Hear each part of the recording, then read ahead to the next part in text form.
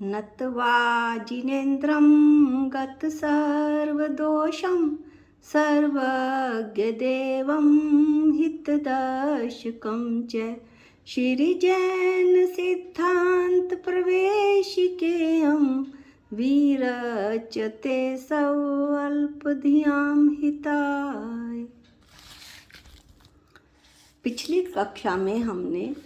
Class में जीवादि 7 तत्वों का वर्णन करते हुए जीव, अजीव, आश्रव और बंध तत्व का अध्ययन कर लिया था। आज हम संवर, निर्जरा और मोक्ष का अध्ययन करेंगे। संवर आत्मा के शुद्ध भाव द्वारा पुण्य पाप रूप अशुद्ध भाव, पुण्य पाप रूप ये शुभ और अशुभ भाव भी कहलाते हैं। पिछले जब हम बंध की चर्चा कर रहे थे तो उस समय शुभ और अशुभ भावों का खुलासा किया गया था। तो आत्मा के शुद्ध भाव द्वारा पुण्य पाप रूप अशुद्ध भाव या शुभ अशुभ भाव आश्रव को रोकना भाव संवर है।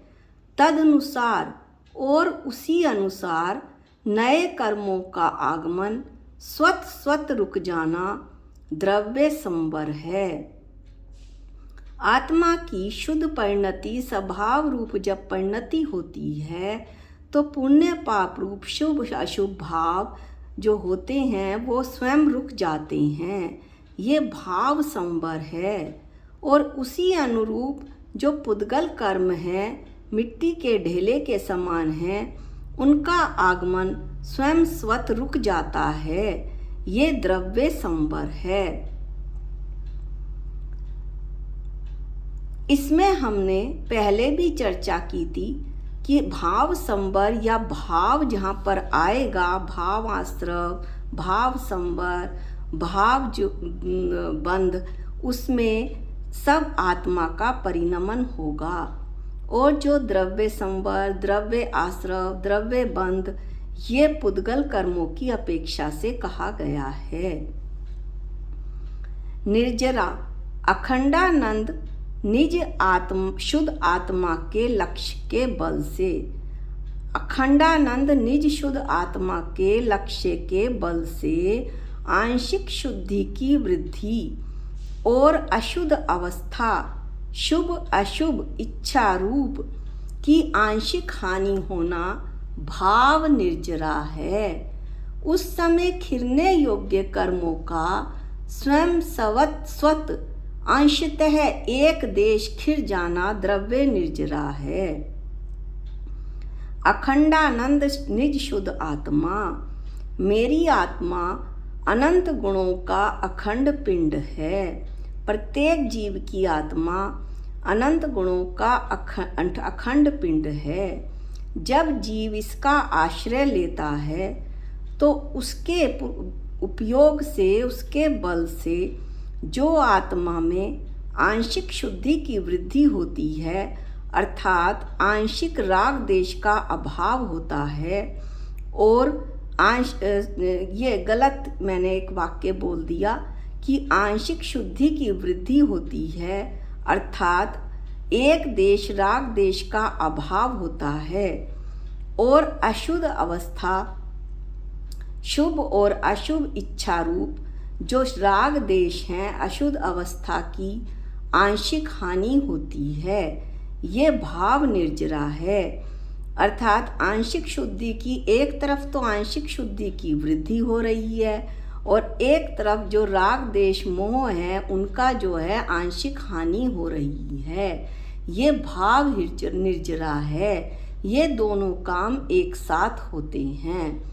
उस समय जो खिरने योग्य जो कि पुराने कर्म हैं उनका स्वयं स्वत आत्मा से खिर जाना वो द्रव्य निर्जरा कहलाती है।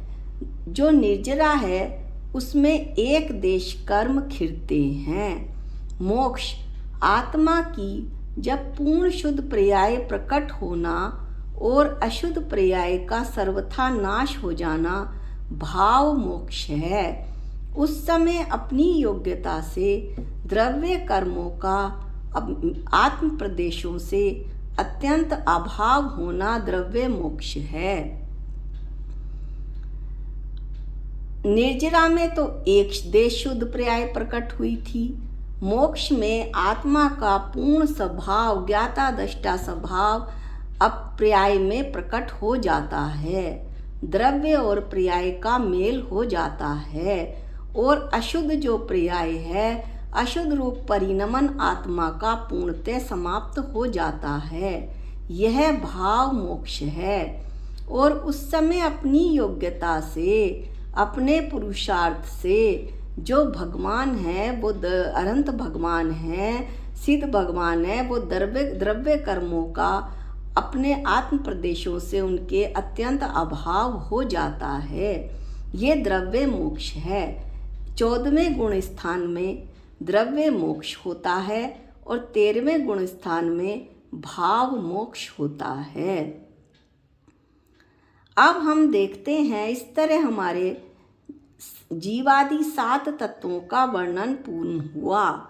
अब हम यह देखते हैं कि मिथ्या दृष्टि जीव इन तत्वों के संबंध में कैसी भूलें करता है।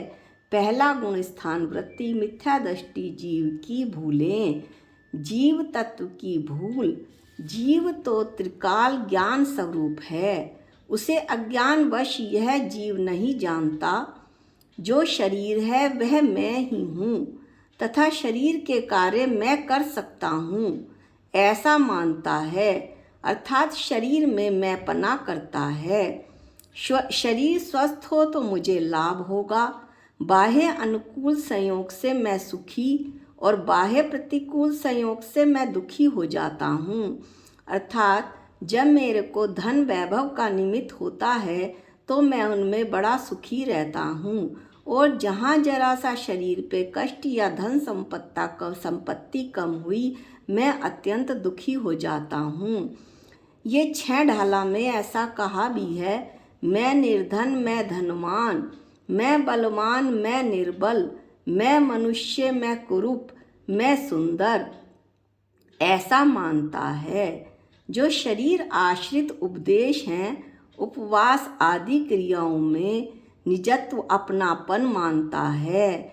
मैं उपवास करता हूँ, मैं उपदेश सुनता हूँ, मैं स्वाध्याय करता हूँ, हर बात में मिथ्या दृष्टि जीव यानी कि मैं ऐसा करता हूँ। और जो बाहर के संयोग हैं उनमें मैं पना करता हूँ। अपनी आत्मा में मैं पना, मैं चेतन ही हूँ, ये मुझे याद नहीं रहता।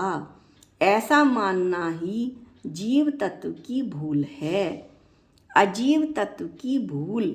मिथ्या अभिप्रायवश जीव ऐसा मानता है कि शरीर उत्पन्न होने से मेरा जन्म हुआ, शरीर का नाश होने से मैं मर जाऊंगा।